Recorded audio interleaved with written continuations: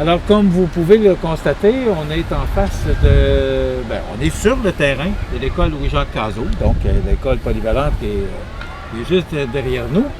Et vous reconnaissez ces gens parce que je les ai rencontrés au début de l'été pour parler de la campagne Un vin pour demain.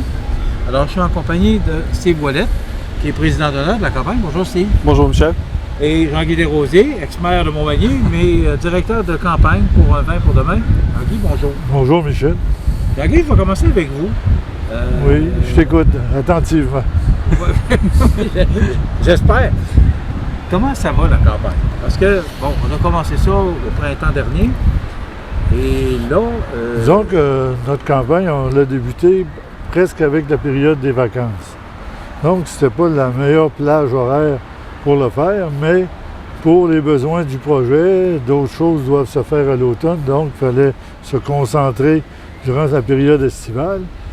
Et nous, on pense que ça a bien été malgré tout ça. On dépasse les 30 000 $ et il nous reste 15 jours, 2 semaines, jusqu'au début d'octobre. Donc, si on veut atteindre notre objectif, il est sûr et certain que les gens, les citoyens, c'est ce qui est notre preuve pour démontrer que les citoyens veulent le projet qui sera à l'intérieur de cette bâtisse, en arrière de nous. Le projet est directement là, avec une palisse, avec une salle de spectacle, avec une nouvelle piscine, avec des installations modernes, pour permettre à nos jeunes de pouvoir poursuivre leur entraînement. Parce qu'hier, j'écoutais justement Mme Vézina qui parlait de la gymnastique, puis qu'elle dit que quand elle découvre quelqu'un qui aurait du talent, elle est obligée de l'envoyer à l'extérieur parce qu'elle manque de ressources ici, parce que ces installations ne sont pas suffisantes. Quand on entend ça, on se dit notre projet, complexe culturel et sportif en santé durable, je pense que ça répond à ce besoin-là, tout simplement. Moi, je pense que c'est ça que j'incite les citoyens à penser à ça, moi, je suis un grand-père, je pense à mes arrière-petits-enfants éventuels, mes petits-enfants et mes enfants, parce que eux, s'ils étaient ici, puis je travaillais pour eux, je travaillerais de cette façon-là pour les garder à Montmagny, pour pouvoir les faire poursuivre leur entraînement et les garder en santé principalement. C'est pas toujours des athlètes. Avant de parler avec notre président d'honneur, j'ai été en entrevue avec la députée Côte-du-Sud, Mme Proulx, cette semaine, qui mentionnait que là, on veut faire le dépôt du projet, du complexe. On pourrait faire le dépôt pour le mois de mars prochain. On parle de plusieurs millions, c'est près de 40 millions, mais là, vous faites une campagne de 50 000. Alors, les citoyens se demandent, ouais, mais pourquoi 50 000 alors que ça en prend 40 millions? Mais à quoi sert le 50 000? Le 50 000, il est déposé Parce ici. Que c'est l'objectif? Oui, il est déposé ici dans la fondation de l'école Louis-Jacques Cazot. Ce 50 000-là, il va être là si le projet se réalise. Si jamais, malheureusement, le projet ne se réalisait pas, ce 50 000-là va être réinvesti dans l'équipement sportif pour permettre aux jeunes d'améliorer certaines conditions qu'ils pourraient avoir au niveau de leur entraînement ou d'autres choses. Cet argent-là ne sert pas pour développer le projet. Elle va servir éventuellement, oui, si le projet est accepté, servira pour des besoins ponctuels, mais à l'heure actuelle, si jamais le projet ne se réalise pas, puis pensez-y, le projet, il va être à l'intérieur d'une bâtisse gouvernementale. C'est pas nécessairement acceptable que ce soit l'ensemble du milieu qui paie la majorité du projet, étant donné que cette bâtisse-là ne nous appartient pas. Elle appartient au gouvernement du Québec ou à la société. Donc, je pense que pour nous, on pense que ça doit être inscrit au PQI. Au PQI, c'est ça. Oui. Puis au plan d'investissement gouvernemental. Et parce que la bâtisse demeure leur propriété. La seule propriété qui appartient à la ville, c'est la piscine qui est là-bas. Puis ça sera négocié dans les ententes. Et la piscine date de plusieurs années. La piscine a 4 Elle n'est pas réglementaire, elle n'est pas olympique, elle n'est pas... elle a beaucoup de faiblesses. Elle ne récupère pas la vague, ceux qui nagent sur les côtés. Donc, puis elle n'a pas un fond escamotable. Puis elle est difficile pour les jeunes parce que là, l'eau monte ici. Quand on descend dans le moins profond, c'est qu'il y a des gens qui ont de la difficulté à aller s'y baigner parce qu'ils l'ont juste ici, en dessous du menton. Je pense que si on veut que ce soit populaire pour l'ensemble des citoyens, les personnes âgées, les jeunes, les plus jeunes, ben moi j'en ai vu à Sherbrooke, là, puis je regardais mes petits-fils, puis là le fond de la piscine montait, une clôture qui montait, puis là il y avait ça des pédos, puis ils pouvaient aller s'amuser à l'intérieur de la piscine, faire semblant d'apprendre à nager, à se rendre en contact avec l'eau de la piscine, mais je pense qu'on est loin de cela ici. Puis la piscine, quand on l'aura fait un autre 5 ou 6 ans, il va falloir que des décisions soient prises.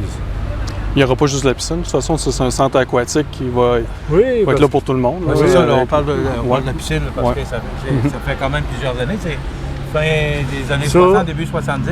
Ça, la piscine, ici, ça a été accepté en 1967. C'était le 100e anniversaire de la Confédération. Okay. Là, des piscines comme celle-là, il y en a une à Matane. Là, les autres sont presque tous changés. Nous, on a encore la piscine initiale qui a été ouverte parce que l'école n'était pas là au début. Oui, je me souviens. Il va fêter son 55e anniversaire l'an prochain. Oui, bien, 1977, aller jusqu'à...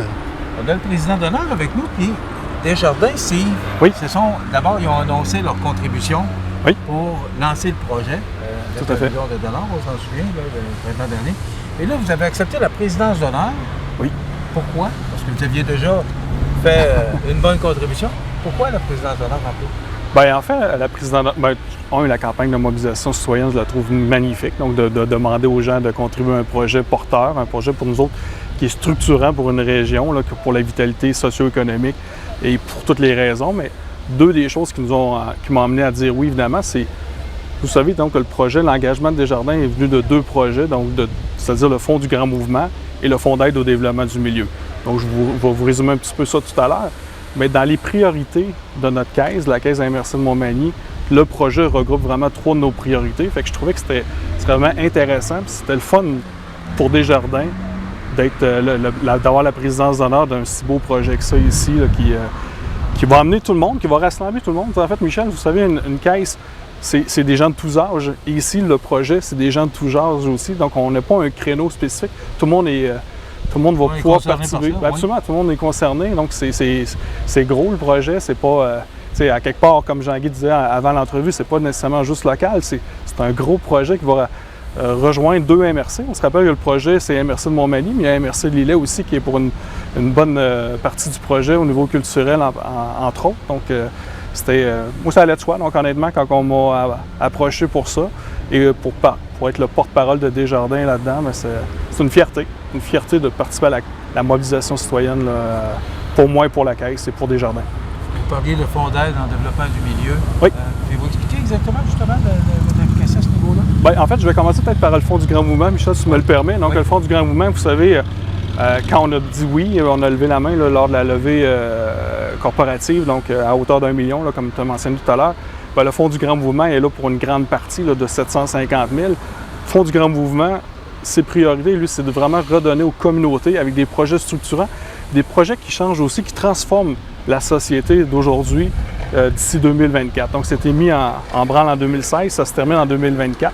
Donc, c'est beaucoup d'argent qu'ils ont mis là-dedans. C'est 250 millions, en fait, qu'ils ont mis là-dedans, dans ces projets-là. Fait que, donc, c'est des projets vendus par la communauté, pour la communauté. Donc, Desjardins investit où c'est qu'il y a des besoins spécifiques. Et ici, bien, c'est un besoin qui était là. Au niveau du Fonds d'aide au développement du milieu, pour la partie 250 000 de la Caisse, bien, si je reviens un peu sur le plan d'engagement de proximité qu'on a déjà discuté ensemble, Michel, on est allé voir les gens, on a fait des sondages aux corporations, aux membres. Qu'est-ce qu'ils avaient besoin? C'est quoi les 5 priorités? Donc, 3 des priorités qui est les saines habitudes de vie, l'emploi et la main-d'œuvre, ainsi que le sport et loisirs reviennent tout le temps. Et ça, c'est vraiment dans le projet, c'est vraiment inclus dedans. Absolument. Ça rejoint vraiment les valeurs de Desjardins. Absolument, puis de nos membres. Donc, pour moi, si nos membres ont dit ça, d'être porte-parole ou d'être président d'honneur de ce que nos membres désirent, c'est un honneur pour moi. Ça me fait plaisir là, de participer à cette campagne-là. Je parle à l'ex-maire Moi, Je n'ai pas dit l'ancien maire, hein, j'ai dit l'ex-maire.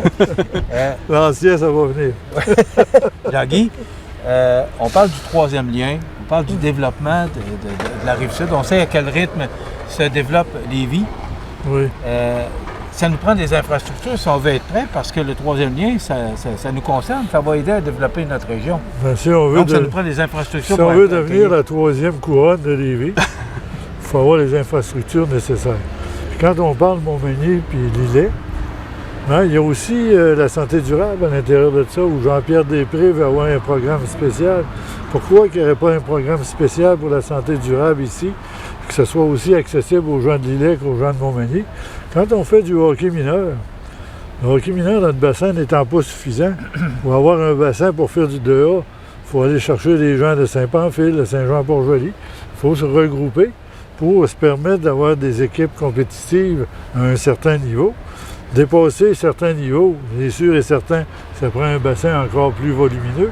Mais si on les perd tout de suite à départ, hein, ces gens-là, est-ce qu'ils vont revenir chez nous? Est-ce qu'ils vont aller faire leurs études à l'extérieur pour pouvoir jumeler sport-études?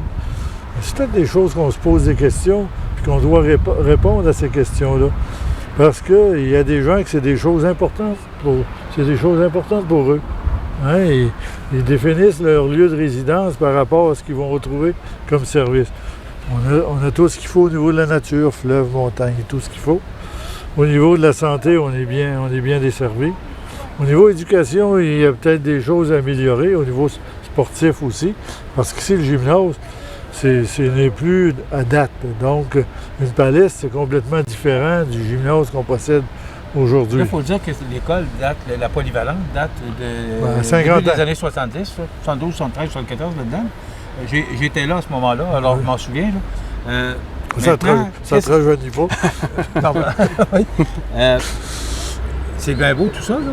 Mais là, si on revient à notre 50 000, on en a 30, il en manque 20. Puis là, vous avez parlé du 1er octobre parce que... parce qu'il y a une date de fin? Oui, il y a une date de fin pour des raisons stratégiques. Donc, nous, on doit respecter d'autres groupes. Ça fait que là, de façon stratégique, nous, il y a une date de fin. Donc, on a 2 semaines là, pour pallier à ce qui est le manque à gagner. Puis, je dois vous dire que, comme citoyen, quand on arrive, on dit... Tu sais, il y a 50 000 $ qui ont été fournis à coût de 20 $ par les citoyens du milieu. Mais je veux dire que ça parle par eux-mêmes. Tu sais, on ne peut pas dire on va aller faire un sondage. Quand on fait un sondage, ça ne coûte rien quand on répond. Mais quand on met 20 $, on doit s'impliquer personnellement. Donc, moi, je pense que les citoyens, tout ce qu'on demande, de nous aider à vous aider, tout simplement. Monsieur le Président? Oui. On va vous laisser inviter la population parce que là, c'est le temps. C'est un vin pour demain. C'est pas pour dans 3 semaines puis un mois. C'est pour demain.